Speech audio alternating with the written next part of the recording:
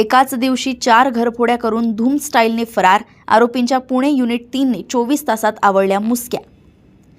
घरफोडी करून परराज्यात धूम स्टाईलने फरार होणारे अट्टल चोरांना जेरबंद करण्यासाठी माननीय पोलीस आयुक्त श्री विनयकुमार चौबे साहेब यांच्या मार्गदर्शनाखाली गुन्हे शाखा युनिट 3 पिंपरी चिंचवडकडील पोलीस उपनिरीक्षक भरत गोसावी यांना मिळालेल्या गुप्त बातमीप्रमाणे वरिष्ठ पोलीस निरीक्षक संतोष कसबे यांनी पथक तयार करून चाकण पोलीस स्टेशन हद्दीत इंद्रायणी हॉटेलच्या समोर पुणे नाशिक हायवे लगत वाकी चाकण येथे सापळा लावून थांबले असता एक पांढऱ्या रंगाच्या टाटा टेम्पोमध्ये पाठीमागे एक विना नंबरची दुचाकी गाडी व समोर मध्ये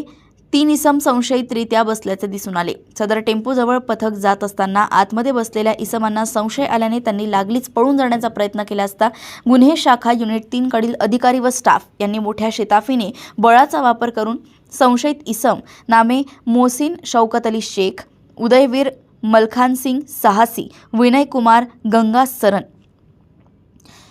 यांना ताब्यात घेतलं. त्यांच्याकडे असलेल्या बॅगेंची पाहणी केली असता त्यामध्ये घरफोडी करण्यासाठी वापरण्यात येत असलेले साहित्य, टेम्पोमध्ये विना नंबरची दुचाकी व वरील नमूद इसमांच्या जवळ सोने चांदीचे दागिने व रोख रक्कम मिळून आलेल्या सोने चांदीचे दागिने व रकमेबाबत सदर आरोपींकडे विचारपूस केली असता त्यांनी सांगितले की आम्ही मेरठ उत्तर प्रदेश येथून एक 4चाकी वाहनात दुचाकी टाकून पिंपरी चिंचवड शहरात वाहन पार्क करून दुचाकीने घरफोडी करून परत 100 ते 150 किलोमीटर पोलिसांना समजू नये व थांगपत्ता लागू नये म्हणून दुचाकीवर जातो व त्यानंतर निर्जन स्थळी दुचाकी ही टेम्पोमध्ये टाकून मेरठ उत्तर प्रदेश येथे निघून जातो असे सांगितले. सदर आरोपीकडून गुन्ह्यात वापरलेले टाटा कंपनीचा पांढऱ्या रंगाचा टेम्पो,